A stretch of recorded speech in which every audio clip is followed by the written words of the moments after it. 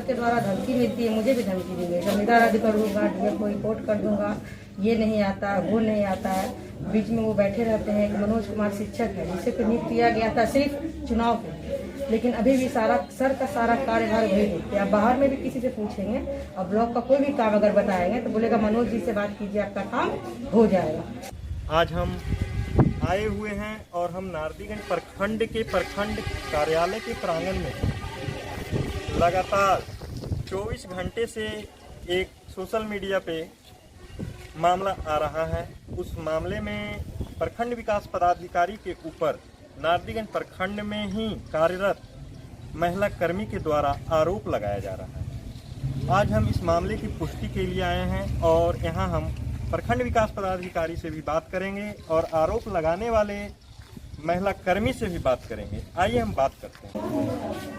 सफरतक news channel में आपका स्वागत है। मैं सोनू कुमार। अभी हम बिहार के नवादा जिला में नारदीगंज प्रखंड कार्यालय में हूँ।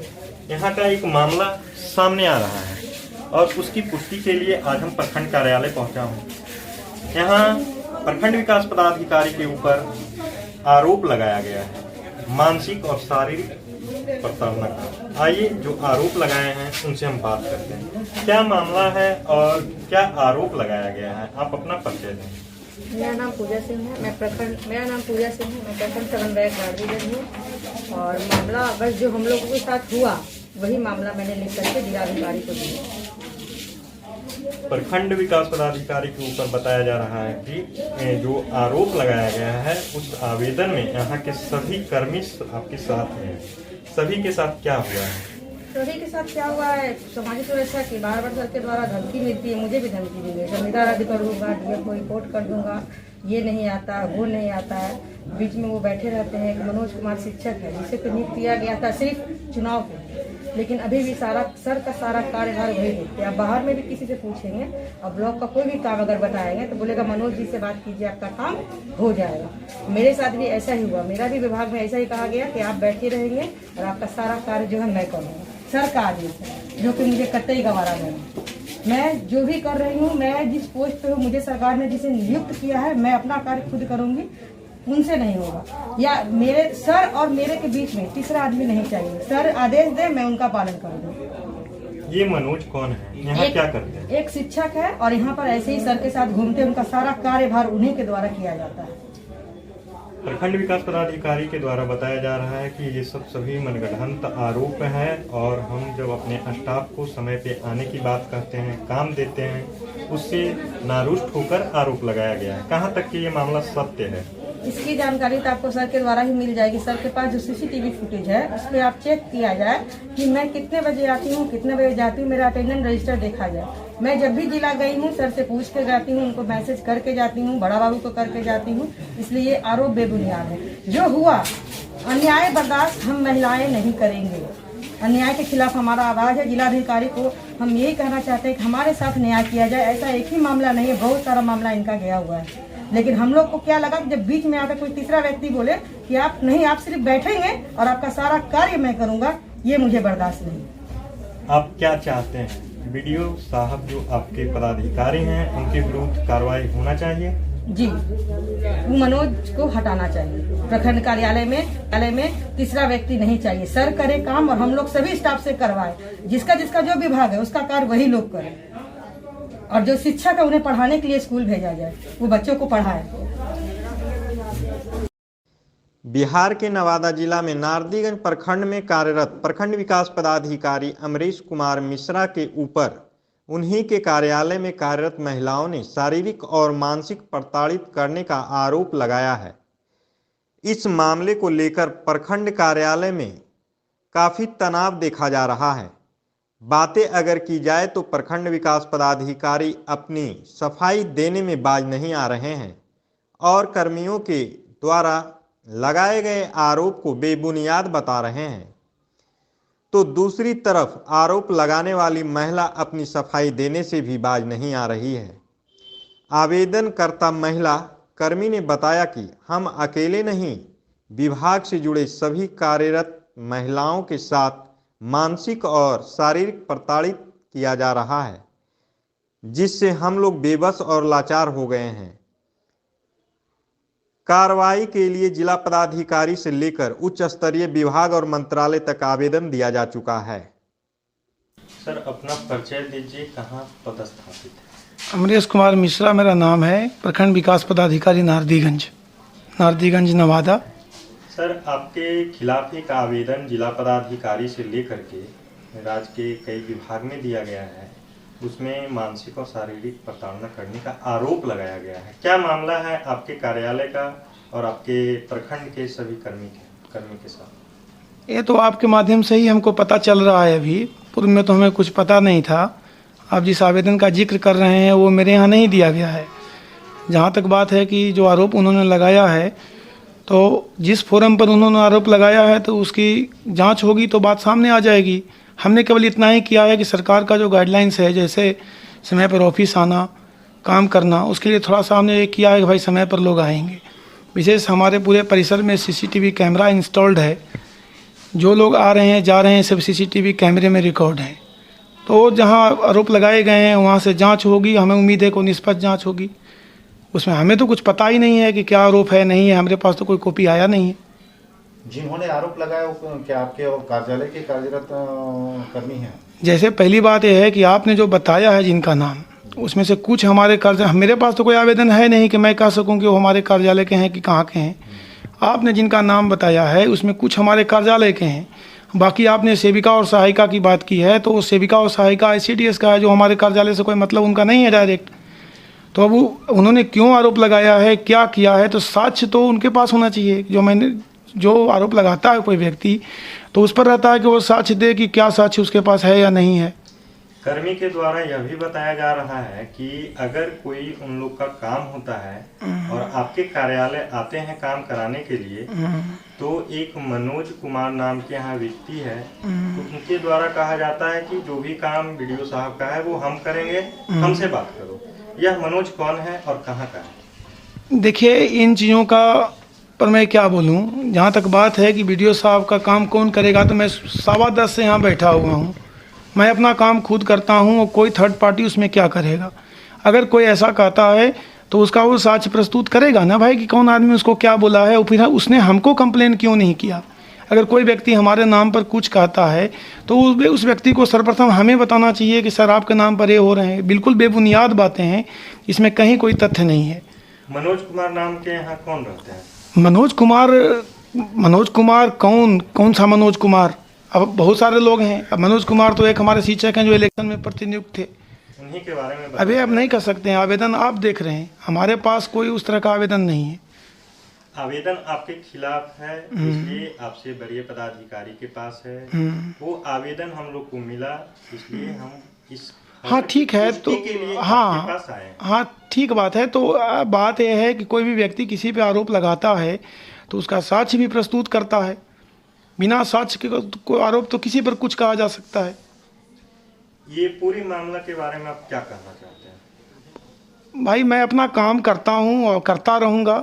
अगर किसी को कोई आरोप लगाना है या कोई आरोप लगाता है तो उसकी जांच होगी और जांच वरीय पदाधिकारी करेंगे। हमारे पूरे परिसर में CCTV कैमरा इंस्टॉल्ड है, जिसके आधार पे वो अपना फुटेज निकाल करके देखेंगे किसके साथ क्या व्यवहार, किसने क्या किया है।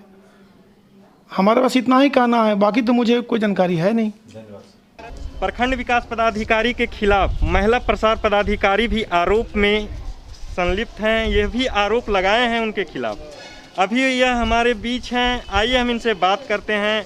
प्रखंड विकास पदाधिकारी के ऊपर जो आप आरोप लगाए हैं, आपके साथ जितने भी यहाँ कर्मी हैं सभी मिलकर आरोप लगाए, क्या मामला है? आप आरोप क्यों लगाए हैं? हमारा आरोप अपना व्यक्तिगत है कि हमको 4 महीने से वेतन नहीं मिला है, और 4 महीने से वेतन नहीं मिलने के कारण हम मानसिक और शारीरिक दोनों रूप से मैंने क्या कहे एकदम प्रताड़ित हैं। और क्या पैसा जिस कर्मी को नहीं मिलेगा उसकी आर्थिक स्थिति क्या होगी आप सोच सकते हैं। आर्थिक स्थिति अगर जब कमज़ोर हो जाएगी तो मानसिक उत्पीड़न तो होगा ही, और मानसिक उत्पीड़न जब हो रहा है तो उसी से हम लाचार हैं। लाचार होकर के इस बात को हम बस लिखे हैं। उसमें जो लिखा गया है हाँ, वो कहाँ तक के सत्य है? यहाँ कितने महिला कर्मी के साथ शारीरिक और मानसिक प्रताड़ना हो रहा है? जितना उसमें आवेदन में नाम दर्ज है वो सत्य है? वो तो आप उन लोग से मिल करके ही पूछ लीजिए। हम अपनी बात को हम आपके पास रख दिए। अभी आपका स्वास्थ्य का स्थिति क्या है? आप स्वस्थ हैं या अस्वस्थ हैं? अब मैंने पूरी तरह से न स्वस्थ हैं और अस्वस्थ भी हैं, इसलिए कि सर्दी खांसी और बुखार हमको रह रहा है, फिर भी हम ब्लॉक आ रहे हैं। आपके ऊपर आरोप लगाया गया है कि आप सही समय पर हाँ, कार्यालय नहीं पहुंचते हैं। सही समय पर कार्यालय नहीं आते ही मैं मानती हूँ, लेकिन चूँकि मैं फील्ड स्टाफ हूँ इसलिए कभी देर से, कभी सवेर से, कभी समय से, कभी पहले, कभी बाद में आना जाना होता रहता है। विभाग के कार्य में भी आपकी लापरवाही बताई गई है। विभाग के कार्य में कभी कोई लापरवाही नहीं है। विभागीय कार्य तो जो है सो है ही। इसके अलावा मुझे जो भी कार्य मिला है, जैसे इसके पहले मैं चुनाव कार्य में थी, उसमें सह निर्वाचित पदाधिकारी के रूप में मैं कार्य की हूँ और उस समय हर कार्य का संपादन की हूँ। इसमें कहीं कोई त्रुटि नहीं मिली है और उससे वे प्रखंड विकास पदाधिकारी हमारे काम से खुश भी थे। उन्होंने हमें थैंक यू भी कहा था और उसके बावजूद और वेतन नहीं मिलने पर मैंने उनसे आग्रह किया था कि मेरा वेतन रिलीज़ कीजिए। उन्होंने हामी भी भरी थी, ऐसा नहीं था कि नहीं, लेकिन मेरे कागज़ को आगे नहीं बढ़ाया गया था। चूँकि मेरा वेतन इनके द्वारा नहीं बल्कि इन्होंने वरीय पदाधिकारी उप विकास आयुक्त को लिखा था, उनके माध्यम से मेरा वेतन यह कहकर रोका गया था कि आपने काम में रुचि नहीं ली या काम में लापरवाही बरती है। लेकिन ऐसा कुछ नहीं है। आप रजिस्टर उठा करके आप चुनाव कार्य के कार्य जितने भी कागजात उनको उठा के देखिए कि कहीं पर ऐसा नहीं है कि मेरा दस्तखत नहीं है या मेरा ये काम नहीं किया हुआ। अच्छा, एक चीज़ बताइए, ऑफिशियल टाइमली क्या है आने का? ऑफिशियली टाइम तो है 11 से 5। आप अभी कितना बजा है? देखिए 12:15 से ऊपर हो गया तब हम आए हैं। 12:30 हुआ। 12:30 बजे आप ऑफिस आ रहे हैं? तो हमारा बैठने का जगह वहाँ है। मेरा बैठने का जगह नदी के पार हॉस्पिटल के बगल में बनाया गया है और मैं यहाँ पर बैठती हूँ। तो मुझे प्रखंड विकास पदाधिकारी के द्वारा कहा जाता है कि आपका चैम्बर वहाँ बना है, वहाँ बैठिए। मैं कुछ देर वहाँ बैठती हूँ, फिर उसके बाद यहाँ आ जाती हूँ। अभी आपके मोबाइल पे कॉल किया गया लेकिन आपका कॉल रिसीव नहीं हो पाया, रिंग हुआ। हाँ, लेकिन बता तो रही हूँ, मेरा मोबाइल बार बार हैंग हो जा रहा था, उसको मैं बनने दे करके आई हूँ। एक बार मैं किसी तरह रिसीव की और उसके बाद अभी मेरे पास मोबाइल नहीं है। वेतन बंद होने का क्या कारण है? वेतन बंद होने का यही कि एक बार हुआ था ऐसा कि मैं जल्दी में आ रही थी, मीटिंग रखा गया था और मैं रेलवे लाइन पार करके आती हूँ नवादा से। वहाँ पर मेरा पैर फिसल गया था और मैं गिर गई थी गिट्टी पर, मेरा पैर भी मुचक गया था और मेरा मोबाइल भी टूट गया था। परिणाम है कि यहाँ से फ़ोन मुझे किया जा रहा था लेकिन मैं रिसीव नहीं कर पाई। मैं किसी तरह अपने घर पहुँची और घर पहुँच मैं अपना पैर ठीक करवाई, दवा ली और मोबाइल को बनवाई। तब दूसरे दिन मैं यहाँ उपस्थित हुई, जिस पे मुझे आरोप लगाया कि आप अपने समय से नहीं आती हैं और आप मेरे कार्य को में रुचि नहीं लेती हैं, आप अवहेलना करती हैं। उस पर मैंने अपने बातों को रखा कागज़ के माध्यम से। उस पर उन्होंने कहा कि ये सब कुछ नहीं, हमने लिख दिया है उप विकास आयुक्त को। वहाँ से ये आदेश आया कि इनका वेतन बंद कर दिया जाए या फिर जो ये अपना देती हैं स्पष्टीकरण का जवाब वो उप विकास प्रखंड विकास पदाधिकारी के माध्यम से उप विकास आयुक्त को भेजा जाए। और मैं 1 महीना तक चुप रही। जब मुझे पता चला कि वेतन मेरा बंद हो चुका है, उस समय इलेक्शन का काम चल रहा था, मैं सोची कि ऑफिस में बहुत ज़्यादा काम होने के चलते वेतन नहीं बना होगा। लेकिन जब पता चला कि सारे कर्मियों को वेतन मिल चुका है, उसके बाद मैं फिर आग्रह की कि मेरा वेतन क्यों नहीं, तो वहाँ से बंद हुआ। आप स्पष्टीकरण का जवाब दीजिए। स्पष्टीकरण का जवाब मैं दी। एक बार वे कहे कि ठीक है जाइए, पॉकेट में रख लिए। दूसरे बार कहा गया कि फिर स्पष्टीकरण का जवाब। क्या पॉकेट में रख लीजिए? पॉकेट में रखने की जब बात कर रहे हैं तो क्या पॉकेट में रख? मेरा स्पष्टीकरण का जवाब मैं 1 तारीख को दी थी, 13 तारीख को दी थी।